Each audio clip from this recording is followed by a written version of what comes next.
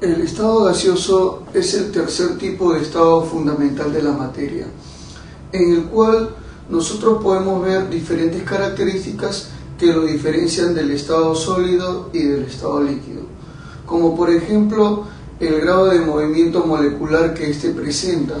También, por ejemplo, vemos que sus moléculas se trasladan en forma desordenada, lo cual hace que quiera ocupar el mayor espacio posible, y sus moléculas tendan a separarse.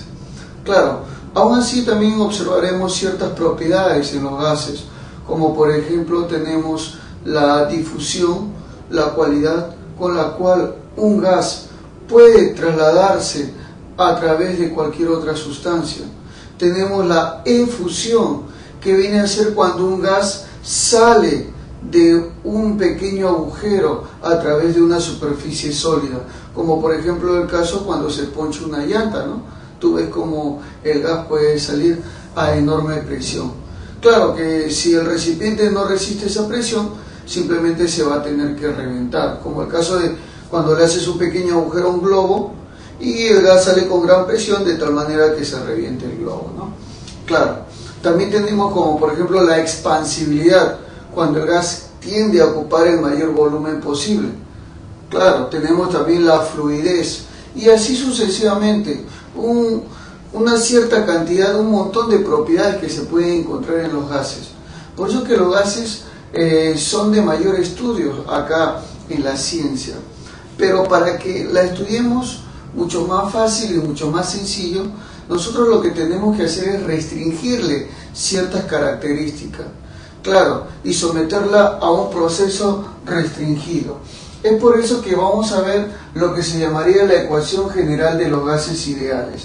Pero para que esto ocurra, simplemente tenemos que hablar de una presión, de un volumen y de una temperatura, la cual puede ir cambiante. Claro, puede cambiar alrededor de este gas.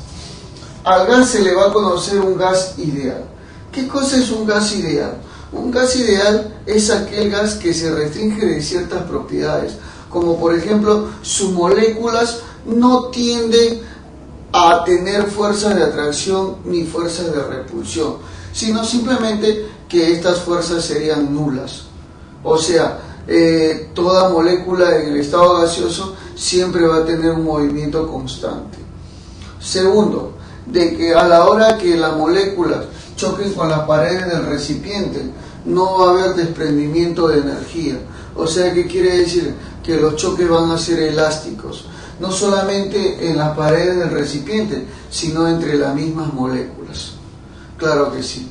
Entonces, de acuerdo a ello, ya está establecido de que estas son las variables de estado nada más. Entonces, tenemos la presión, el volumen y la temperatura. Presión, volumen y temperatura.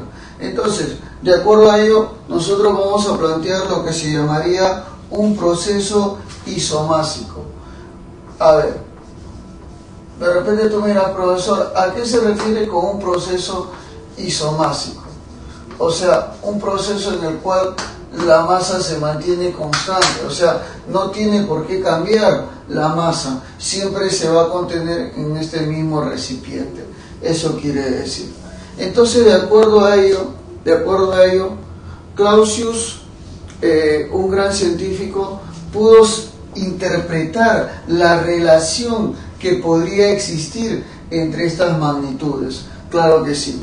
Y profesor, ¿cómo las interpretó? Te dijo que la presión y el volumen son inversamente proporcionales, pero ambos son directamente proporcionales a la temperatura. Ya. Y de ahí es donde nació la ecuación de que presión por volumen y esto dividido entre la temperatura se mantiene constante. O sea que este valor, presión por volumen entre temperatura, sería un valor constante para nosotros. Claro que sí, está dicho eso.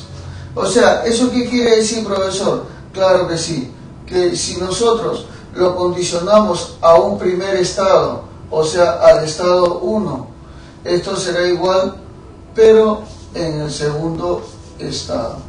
Claro que sí, o sea, en el estado 2. Muy bien, entonces así es como tenemos la ecuación general de los gases ideales, también conocido como la ecuación de Clausius. Claro que sí, ahí está, ¿te das cuenta? Claro, obviamente tú ya sabes cuáles son cada una de las magnitudes, ¿no? P es presión, B es volumen y T es temperatura, por supuesto. Pero eso sí, la temperatura tiene que ser absoluta, o sea, expresado en Kelvin o en Rankine, dependiendo en qué sistema estemos trabajando, por supuesto. Entonces así vamos a verlo. A esta ecuación memotécnicamente también se le conoce como la ecuación de la pavita. Claro que sí. ¿Cómo es eso, profesor, de pavita? Claro, mírame. Presión por volumen entre temperatura se mantiene constante. Pavita. ¿Te das cuenta? Entonces, así memotécnicamente te puedes aprender mucho más rápido y mucho más fácil esa ecuación. Muy bien. También nosotros podemos relacionarlo no solamente con respecto a lo que viene a ser el volumen y la temperatura y la presión, sino de repente podemos relacionarlo en función a la densidad. ¿Cómo, profesor? Me dirás tú, ¿no? Mira, de la siguiente manera. Vamos a plantear una pequeña observación aquí. Una pequeña observación. Entonces, nosotros diremos lo siguiente. Observa lo siguiente. Dado que la densidad es igual a la masa sobre el volumen, entonces nosotros diríamos lo siguiente, pasa a multiplicar y pasa a dividir. Diríamos de que el volumen es igual a la masa sobre la densidad.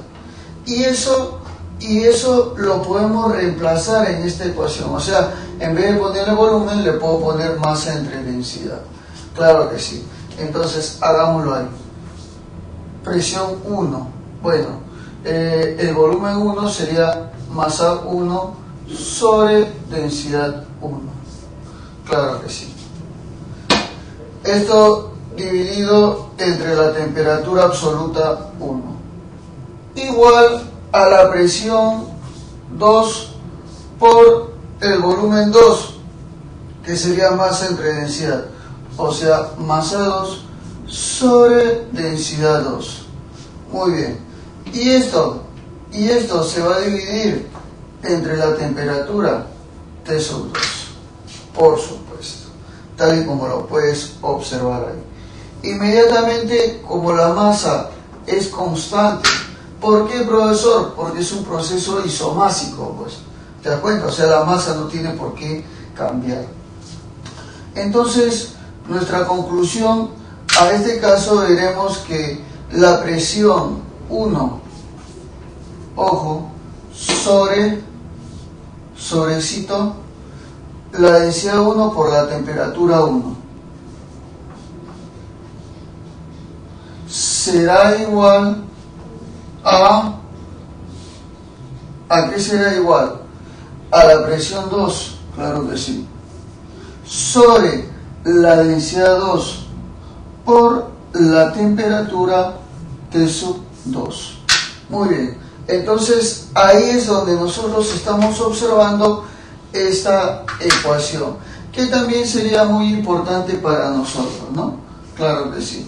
Esta ecuación que sale de la ecuación general de los gases ideales